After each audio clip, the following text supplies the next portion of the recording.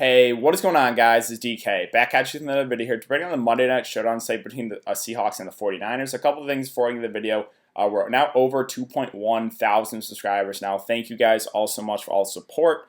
Also, I'm here to announce the winner to the weekly giveaway. The winner is the weekly $20 PayPal giveaway. The winner is Marmar Hoopstar 89. So either hit me up in the YouTube comment section or on Twitter. I can get you that $20 PayPal. If you guys are new to the channel, this is how it works.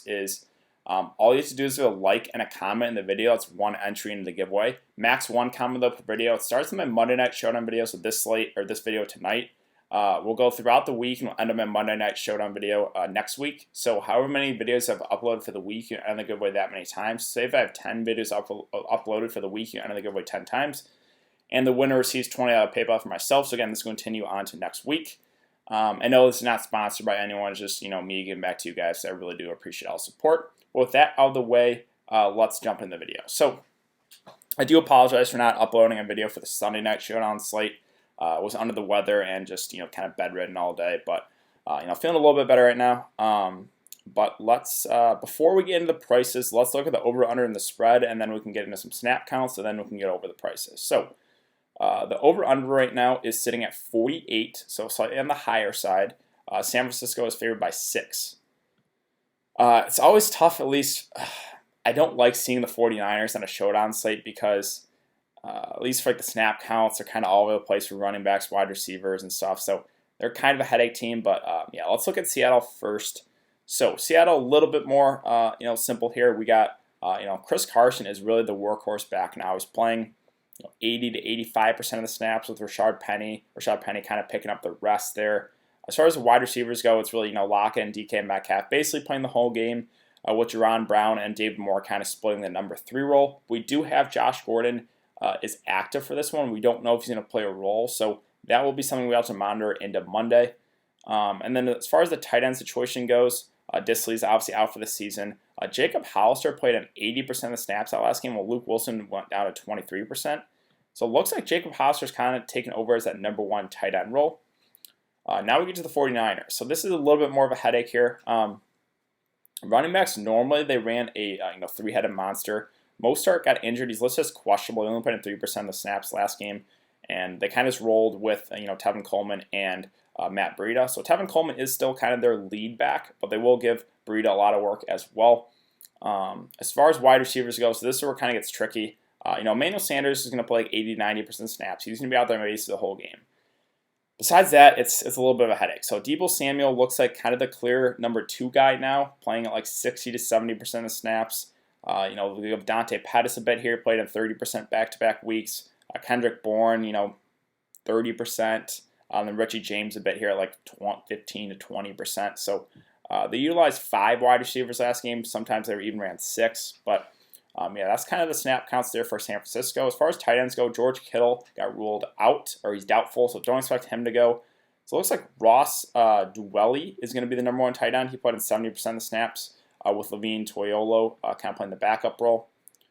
But that's basically it. So let's start at the top here with the 2 quarterbacks. So Russell Wilson at 11.4, Jimmy G at 11K. Now, both quarterbacks are definitely viable against a higher over-under slate. We'll talk about some value guys where I think you can play both quarterbacks if you really want to. If you're going to make me choose between these 2 quarterbacks, I'm always going to lean towards a quarterback that has a bit more rushing upside. Now, Russell Wilson's not a guy that's going to run the ball a lot, but he can get you like 30 or 40 yards and a touchdown. So I'm going to slightly lean towards Russell Wilson. Jimmy G is not a guy that's flashed huge upside this season. So yeah, when they're closely priced, I think I would lean towards Russell Wilson. I know it's a tougher matchup. San Francisco's defense is pretty solid, but I'm still going to give the edge there to Russell Wilson. Not saying you can't play Jimmy G. He did finally have that upside game last game against Arizona, but that was against Arizona. So other than that, he's just been like okay. Yeah, it's a better matchup for him, but I still like the upside a bit more with Russell Wilson. Now we can get to some receivers here. So we got Tyler Lockett and Emmanuel Sanders listed as the top 2 receivers. Really don't have anything negative to say about Lockett. I don't think we can expect 18 targets and 13 catches for 152 yards and 2 touchdowns every game. But he's still like their number 1 guy. And he seems really safe at 10.4K. Again, if you want to ride that hot streak, you definitely can. I think he's got all the upside in the world. Same thing with Emmanuel Sanders. He's just playing basically the whole game.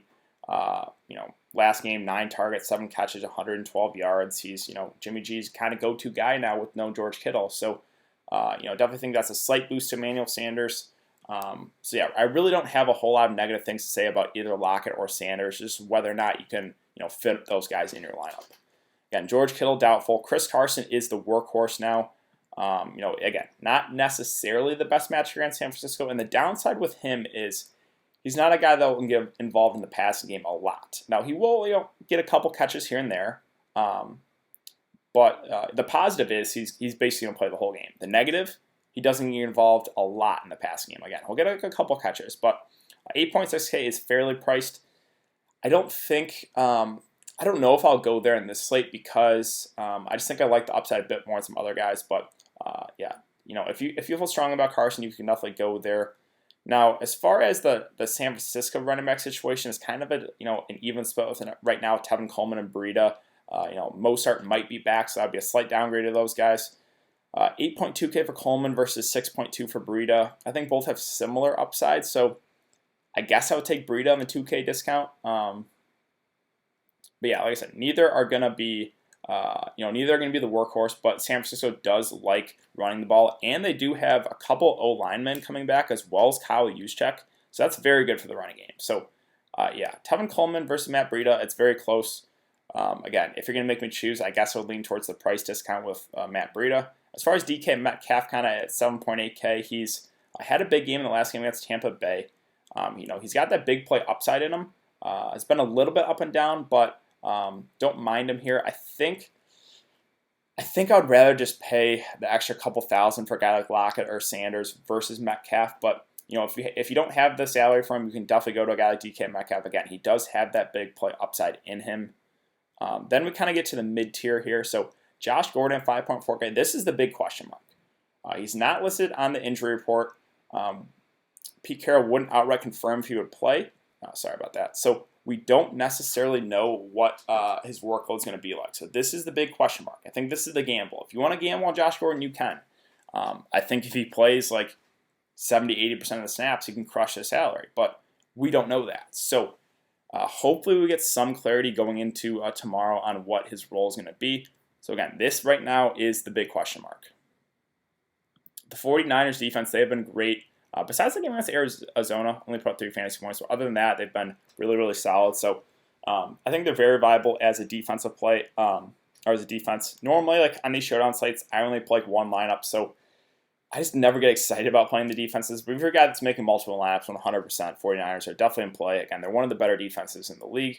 Deebo Samuel, so he's like the number 2 guy right now. Again, kind of playing at like, 60 to 70%, or 60 to 70% of the snaps. So last game he had 7 targets, 4 catches. At 4.8K, he's a viable, cheaper option. Hollister, don't mind here. Again, the snaps went way up on him to 80%. He's a pretty solid pass catching tight end. Now he did have 2 touchdowns the last game. I don't think we can expect that again.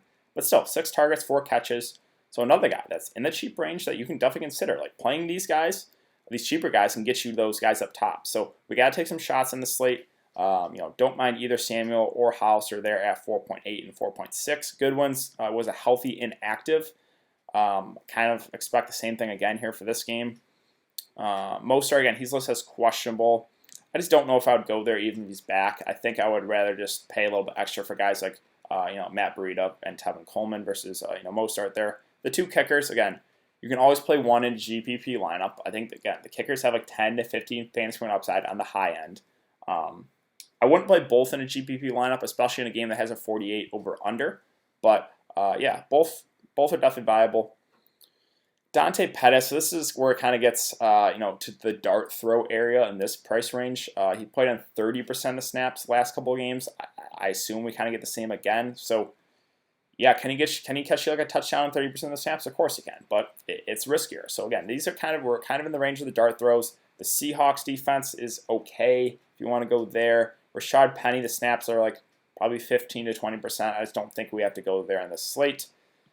Let's see, Jeff Wilson Jr., the snaps, what are they like on him? We only put in 3%. I can't go there. I mean, yeah, I wouldn't even. I don't think I would even go there if Mostert misses. I just think there's probably better plays. Let's see. Now, Jaron Brown's that number 3 role for the Seahawks. Again, we don't know what Josh Gordon's role is going to be. Jaron Brown played in 23% of snaps last game, while David Moore played in 55%. So it's obviously a slight boost to David Moore, but with Josh Gordon probably going to get some action, I just don't think I'd want to go there with Jaron Brown unless they rule out Josh Gordon. Now, Ross Dwelley is going to be the number 1 tight end here with no George Kittle. Now, last game, he had 4 catches for 29 yards. And at 2K, I think he's a very, very viable cheap guy. I do kind of like him. They would probably use Levine Toilolo as the number 2 guy. But I think I prefer Dwelley there at 2K. So, yeah, he's definitely viable as a cheap option. Again, playing a guy like him can get you those top studs in your lineup.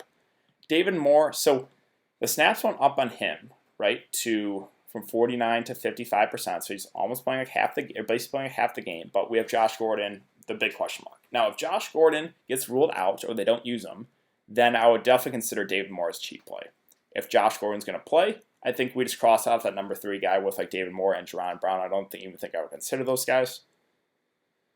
Now we get to kind of like the number 4, number 5 role here for San Francisco for wide receivers. Kendrick Bourne played on 27%. Richie James played on 16% of the snaps. Again, this is kind of this dart throw range. Kendrick Bourne here's at 1,000. Where is Richie James Jr. is at 200 again, but this is just really dart throw range. Those guys aren't playing huge snaps. Luke Wilson lost a lot of snaps there last game to Hollister. Again, it's kind of just like a dart throw. Hughes check. The fullback's going to be back. It's good for the running game. He actually, will catch a couple balls here and there, but again, that's just more dart throw. So that's kind of it. So for the cheap range, guys I'm liking here are, a guy like Ross Dwelley. I would consider a guy like David Moore if Josh Gordon gets ruled out. And then we get to, both kickers are definitely fine. I kind of like Hollister. I like Deebo Samuel. So those are kind of the cheap guys I'm considering. And obviously, again, Josh Gordon is the question mark. As far as the captains go, so normally I don't play quarterbacks in the captain spot unless they have rushing upside. So I don't think I would play Jimmy G in the captain spot. I'm considering Russell Wilson in the captain spot just because he has a bit of rushing upside. So if you're going to play Russell Wilson in the captain spot, make sure you get some correlation. Play like Tyler Lockett or another receiver. Get some correlation in there. If you really want to go Jimmy G in the captain spot, you can too. But again, make sure you get some correlation. Either wide receiver with Lockett and Sanders, I do think the upside's pretty high in these guys, so wouldn't mind going with there. Carson's viable. I just think the upside's somewhat capped because he doesn't have, he won't catch he doesn't have 5-10 catch upside. He can catch a couple balls, right? So he's still going to be a workhorse. It's a tougher matchup, but I just don't think he has huge upside. The San Francisco running backs are obviously a bit risky with Coleman and Breida if you're going there in the captain spot. You just kind of hope that one of those guys gets the goal line carries because they will kind of split the work. DK Metcalf is an interesting play here because I think he goes a bit lower owned, but he does have that big play upside in him. Josh Gordon is the big question mark again. You could captain him if he's gonna, if we know he's gonna have a good role, and then those cheap guys. So you could always go like a cheap guy in your captain spot. Say if you want to go a guy like Ross Dwelley at 3K, throw him in the captain spot. And then you have 9.4K remaining. So you could almost get whoever else you wanted in your lineup. So that's always an option too. Again, you could go if you go with one of these receivers, it's a bit tougher to get a few more of these studs in there. So either way, I think it's definitely fine. You could go with for the studs, one of the cheap guys, or one of the mid-range guys I talked about. But I think that's going to do it for today's video, guys. So if you have been enjoying the content, I would really appreciate it if you guys could like this video and subscribe. Again, if you want to get entered in the giveaway, all you have to do is leave a like and a comment in the video that's wanted to the giveaway. I just uploaded my video for the NBA slate on Monday. If you guys are interested in that, that's now up on my channel. But yeah, thanks again for coming to check out the video, guys. I'll be back for the Thursday night showdown slate. Probably have that up in a couple of days, so be on the lookout for that. So thanks again, guys, and I will see you later.